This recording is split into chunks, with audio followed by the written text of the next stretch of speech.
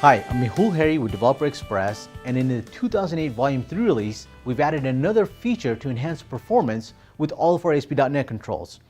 It's called Enable Callback Compression, and it does exactly as it sounds. It compresses the callbacks that are made by ASP.NET controls such as the ASPX grid view, or the scheduler, or the menu. So let's take a look at how this feature will work. The Enable Callback Compression feature will work best with a control that can benefit from compressing the callback, meaning that the callback has to be rather large in size so that when you compress it, you can really see the benefit. Now, the ASPX scheduler lends itself really well because this is a control that does quite a lot. So when you, for example, load a form or change a view, there's a lot happening behind the scenes. So here I've just loaded up the bound mode of the ASPX scheduler demo for two versions, the 8.2 version, which didn't support enable callback compression, and the 8.3 version, which does support enabling the callback compression. So I've loaded up Fiddler here, and Fiddler is a tool that lets you view the HTTP traffic and some stats on it. So let's take a look at what the callback would look like for the 8.2 version. So here I'm just going to change the view from work week to, let's say, timeline. Now what's happened here is the scheduler is going to redraw itself, and it went in and requested all the appointments for this time span. Now let's take a look at what this would look like in Fiddler. Here we can see there was 163,000 bytes received. Now that's quite a lot.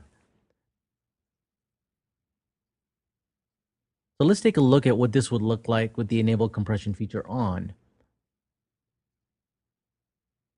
Now switching to timeline view with the compression turned on, we can see we went from 163,000 bytes to 16,000 bytes.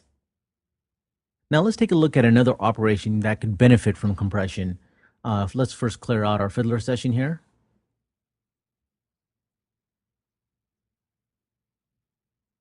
I'll go back to the 8.2 demo, and let's open one of these forms. Now what's happening when we open a form is it's going to display a pop-up control, grab all the data for this form, and load it up for us. So you can see that's quite a lot of information going back and forth on this callback. And let's just take a look how much. So here we can see it was 409,000 bytes. Now let's take a look at the same operation in the 8.3 with enabled callbacks turned on. Now here's the same form opened up with the 8.3 version. Now we went from 409,000 bytes received to just 48,000 bytes. Now that's a huge performance gain when you have a control that has a lot of data to send in the callback. Now, just to show you some stats, we took a look at our own site and some of the demos. And here you can see on, let's say, for example, the ASPX grid view sorting went from 16,000 to 4,000 bytes when the compression was enabled for those callbacks. And really, you can see the biggest gain comes from items that have really large callbacks, like the edit form, like we saw in the ASPX scheduler.